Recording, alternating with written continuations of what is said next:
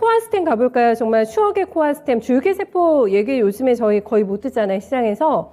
코아스템을 저희 남국곰님께서 들고 계신가 봅니다. 매수가가 14,500원인 거 보니까 뭐 오래 들고 계신 것 같지 않으세요? 맞으세요? 네, 9.8% 비중이신데 장기권으로 보시는군요. 네, 장기 투자 전망 어찌 보시는지 궁금합니다라고 남겨주셨습니다. 가격에 대한 부담은 아예 없는 상태입니다. 지금 14,050원이 신저가이고 그 부분에서 지금 들어가셨기 때문에 중장기적으로 어느 정도의 기간, 어느 정도의 목표가를 잡고 계신지가 저희도 조금 궁금한데 어쨌든 긴 호흡으로 봤을 때 투자 가능한 종목인지 코아스템 메리트 진단해 주세요.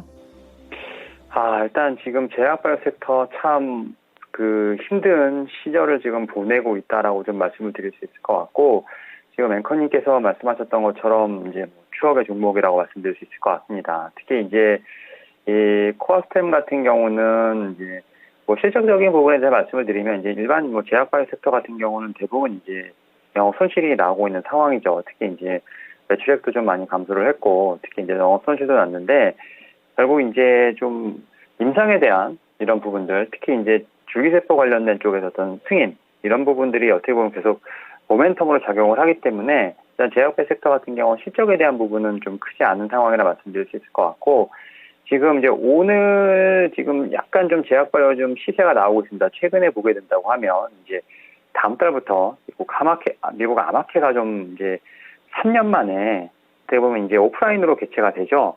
2년 동안은 지금 온라인으로 좀 개최를 하다가 지금 3년 만에 좀 오프라인으로 개최가 된다고 한다면 결국 이제 기술 수출에 대한 부분들, 이런 부분을 통해서 이제 코로나19 좀 때가 묻지 않은 이런 종목들, 특히 이제 항암 쪽에 있는 종목들이 좀 기술 수출이 좀 많이 나올 거라고 생각을 하면서 최근 유한양료, 레고캠 바이오가 좀 시세를 보여주고 있는데, 코아스템도 결국은 좀 이제 코로나19 때가 좀 묻지 않은 이제 말씀드렸던 이제 줄기세포 쪽에 대한 부분이더라 말씀드릴 수 있을 것 같은데, 다만 이제 제약바이오는 제가 늘 말씀드립니다만 어느 순간 이렇게 횡보를 하다가 한 2, 3거래일 만에 지금 하락권을 대부분 확 만회해버리는 그런 차트 흐름이 좀 나오고 있습니다. 이 종목 같은 경우도 장대 양봉으로 거의 한 3, 4일 정도 만에 지금 호가창이 바뀌면서 이렇게 좀 상승하는 좀 경향이 있기 때문에 일단 현재 상황에서는 말씀하셨던 것처럼 이제 가격에 대한 부담은 없습니다. 다만 최근에 좀 거래량이 많이 일어나고 있지는 않는 상황이고, 다만 이제 제가 볼 때는 충분히 한 14,000원대